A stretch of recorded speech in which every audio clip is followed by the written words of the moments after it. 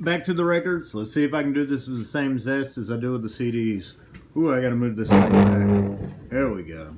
Well, maybe a little bit more. Talk Talk, a band that's kind of poppy, reminds me of Duran, or I'm already starting off slow. Duran, what's the other one? Maybe The Church. Nothing really to pull out here. Not a custom label, it's on EMI. It's a single, It's My Life. The single version, the extended version, and again. Don't remember what this sounds like. Kind of like Talk Talk. More into some of the other synthesizer pop from the 80s more than I am that. The Eagles, greatest hits. The thing about the Eagles is that their songs, the only ones that are really even that good are the hits. You know, I will find a CD at a garage sale or something like that and pick it up and say, you know, we'll sell this to you for however many cents. I'll take it, I'll flip it in, and I'll be like, man, this is garbage. Their hits are really good, but their songs that are not hits, for whatever reason, are not good. The thing I like about the Eagles is that it's a nostalgic type music. It reminds, I lived by the beach for a certain amount of time, just a very short time in my life, and for whatever reason, it takes me back to that. You know, the songs that are on here, I'm sure, are the ones that I like. You know, I can't read this kind of writing. Whatever it is, I just can't read it. But, you know, Witchy Woman, maybe, or not even really that, but Already Gone, Take It Easy, Peaceful Easy Feeling, those are the songs that I like. When I listen to them on the album, I'm like, wow, this is really good. But then when it gets to a song that I don't know, I'm like, this is what, I mean, these guys can't come up with very much if it's not a hit. The documentary is good. The one that they had on Netflix or have on Netflix. What is this? This is something I picked up at a thrift shop and it looked interesting.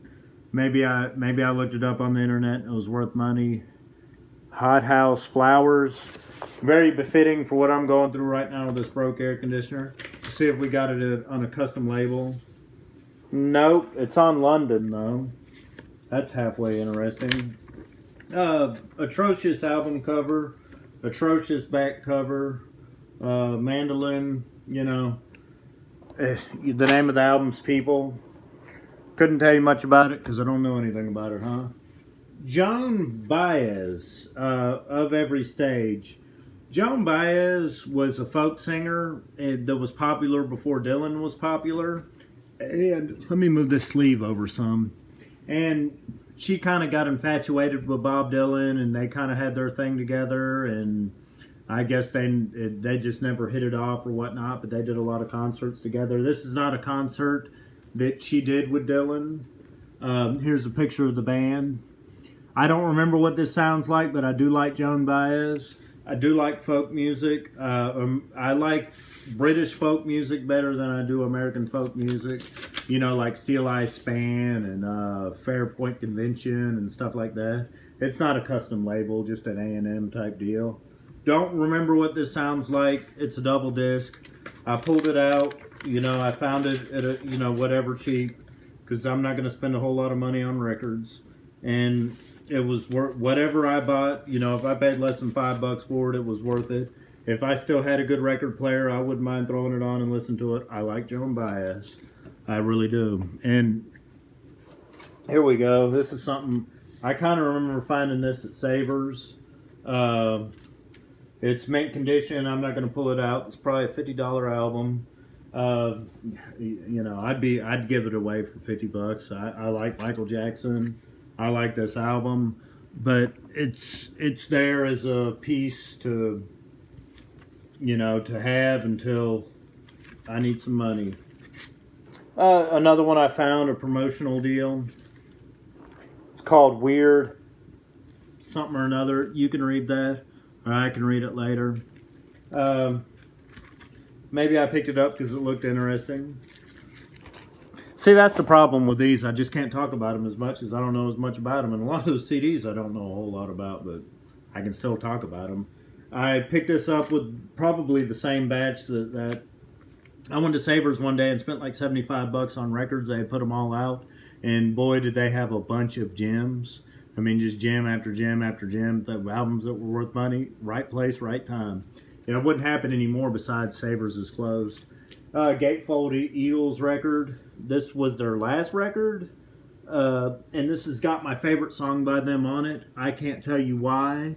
If you watch the documentary, the one on Netflix, it's got Don Henley telling the new bass player Timothy Smith, "Hey, this is a hit," and it is. It's a really nice sounding song. I remember listening to it when I was really young. I mean, I have vague memories of this song when I was 3, 4, 5 years old. I remember it, not that it really had an impact on me, but that it was catchy. There's the new bass player right there, Timothy Smith. There's Don Henley, Glenn Fry, Don Felder, kind of an asshole, but he was a better guitar player than Jim Walsh was, in my opinion. I guess he didn't have the charisma, but he's a really good guitar player. Am I a big fan of the Eagles? I mentioned them earlier. Not really. They embody a time and a place. I know I've said that a lot, but they do embody a time and a place. They embody a time and a place in my life. If I was listening to them brand new, was spanking New Year's today, I'd be like, man, I'm not really into this. But when you go back and you think about these songs, listening to them on the radio and what they have a special meaning. They're a bunch of assholes. That's really what they are. But the songs have a special meaning. Donna Summer, like Donna Summer. I don't know what I picked this up for on Geffen Records. I'm huge into female artists. Good singer. Yes, Fragile. I showed this earlier. I showed my beat up copy. This is the Ryko reissues. It's the same deal. Same picture. Just really, they do something with the sound quality. They go back and they find the best stuff to re-record from. Is the booklet not in here? I'm not going to sit here and fight and wonder where the booklet is, but there's supposed to be a little booklet there. They use the old look at that. They do that so you don't bunch up the record. Really chuffed to find this. My favorite Yes album, and find it in this condition. I'm not that much into album covers. I am into album covers. I'm looking at this right now, and I showed the other one from earlier. I think I like the charm of the other one better. I mean, I think that this just looks too clean, And here I go again, having a hard time putting the album back up. But it's a nice looking album cover, but I was kind of in awe earlier when I showed you guys the album cover from earlier of just how beat up that was, but still looked good. It had the charm of it.